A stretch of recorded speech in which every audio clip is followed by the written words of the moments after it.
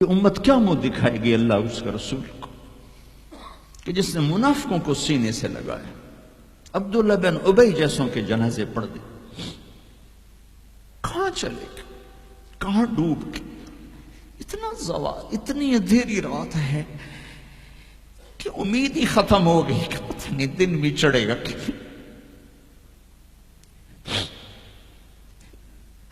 دین کے نام لینے والے جب دین کو ذبح کرنے پہ آ جائیں، منبر پہ بیٹھنے والے جب نفرتوں کی آگ بھڑکانے لائے، کس سے غلطی نہیں ہوتی؟ ایک پاک انبیاء کی ذات ہے جن کی زبان پہ اللہ بولتا، باقی طارق جمیلہ روزانہ مجھے 40 سال ہو گئے بیان کرتے ہوئے، میں خطا نہیں کروں گا تو اور کیا کروں گا؟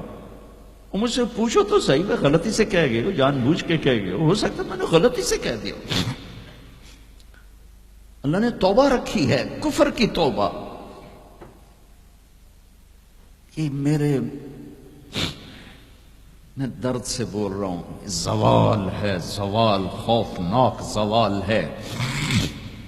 جب منبر پہ بیٹھنے والے دین سے اتنے دور چلے گئے، عوام کا کیا؟ طلحہ نے نبوت کا دعویٰ کیا اور لڑائی کی صحابہ سے، عکاشہ بن محسن جیسے بدری صحابی کو شہید کیا، اتنے بڑے مقام کے صحابی کو شہید کیا، اور حضرت عمر کے زمانے میں توبہ کرنے آیا، آپ نے گلے لگا لیا، توبہ تو سب کفر کے نبوت کے دعوے۔ میرا اللہ کہتا میں تو ہر بیان میں کہہ رہا ہوں کہ دھرتی گناہوں سے بھر کے ایک دفعہ کہو یا اللہ میری توبہ، تو اللہ کہتا جاؤ سب معاف کیا۔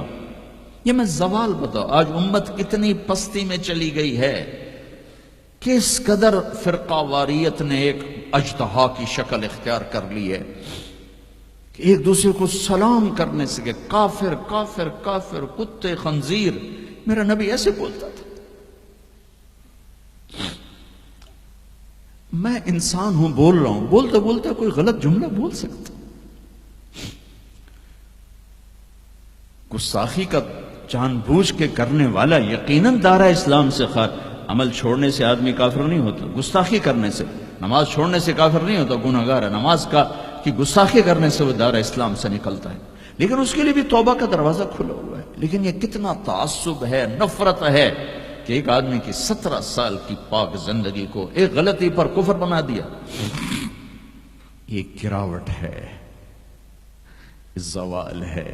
ہمیں بندر خنزیر بنانے کے لیے فرقہ واریت ہی کافی تھی۔ اس کملی والے کو دعائیں دو جس نے حسن حسین کو ذبح بنے دیا، تمہارے لیے ہاتھ اٹھا، میری امت کے ساتھ کیا کرے گا؟ پوچھ کے ہو، اور وہاں سے جواب آتا ہے ساتھ دوں گا، یعنی یہ نہیں کروں گا جو پچھلوں کونو قردۃ خاسئین، ہو جاؤ بندر خنزیر،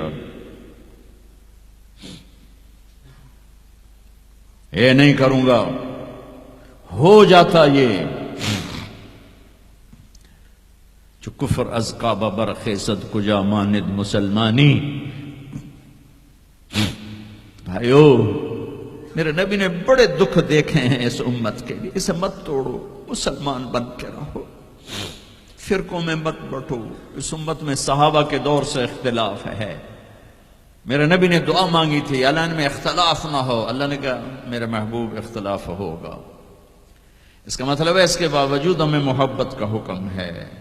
میرے نبی نے فرمایا اسلام کا سب سے عظیم عمل کیا ہے؟ صحابہ نے کہا نماز، آپ نے کہا نہیں، انہوں نے کہا جی جہاد، آپ نے کہا نہیں، روزہ نہیں، حج نہیں، صدقہ نہیں، اچھا تو کیا ہے؟ آپ نے کہا محبت۔ اسلام کا سب سے عظیم عمل محبت ہے۔ جو امت کو توڑنے والی بات کرتا ہے وہ میرے نبی کے سینے میں سب سے گہرا خنجر اتارتا ہے۔ جو امت کو فرقوں میں بانٹتا ہے، تمہارے اندر یہاں یہ جراثیم ہیں چونکہ تم وہیں سے آئے ہو، میں تمہارے سامنے ہاتھ جوڑتا ہوں، اللہ رسول کا واسطہ دیتا، مسلمان بن کے رہو۔ یہ تو جاؤ پاکستان میں دیکھو کتنے سہاگ اجڑ گئے، کتنی مائیں نوحے ان کے سنے نہیں جاتے، یتیم بچوں کے سر پہ ہاتھ رکھنے والا کوئی نہیں ہے۔ اس فرقہ وریت کی آگ میں جل گئے. میں آج کو نہیں روتا ہوں، میں بغداد کو روتا ہوں کہ بغداد میں یہی کچھ ہو رہا تھا. علماء آپس میں دست و گریباں، عوام دست و گریباں، سمجھانے والے روئے بس کرو کوئی اور بڑی آفت نہ آ جائے. نہیں سمجھے تو اللہ نے مٹا دیا. اسپین میں گیا 2-3 دفعہ، میں رویا ہوں. حکومت کے جانے پر نہیں رویا، میں اس پہ رویا ہوں کہ جس وجہ سے اسپین کا مسلمان تباہ ہوا، اس کا ہر سبب پاکستان میں موجود اور نہیں سمجھ رہے. ممبر پہ بیٹھنے والے سے کیسے خطا نہیں ہو سکتی؟ کوئی لکھا ہوا جس کو وہ پڑھ رہا ہے، لکھے ہوئے میں بھی غلطی ہو جاتی ہے، نقل کرنے میں غلطی ہو جاتی ہے. پاکیزہ زبانیں ہیں جن پر اللہ بولتا ہے، وہ خطا سے پاک ہے. میرے بھائیو، زبان کی غلطی کو کفر و اسلام، اختلاف رائے کو کفر و اسلام، اختلاف عمل کو کفر و اسلام. کیا جواب دو گے آپ؟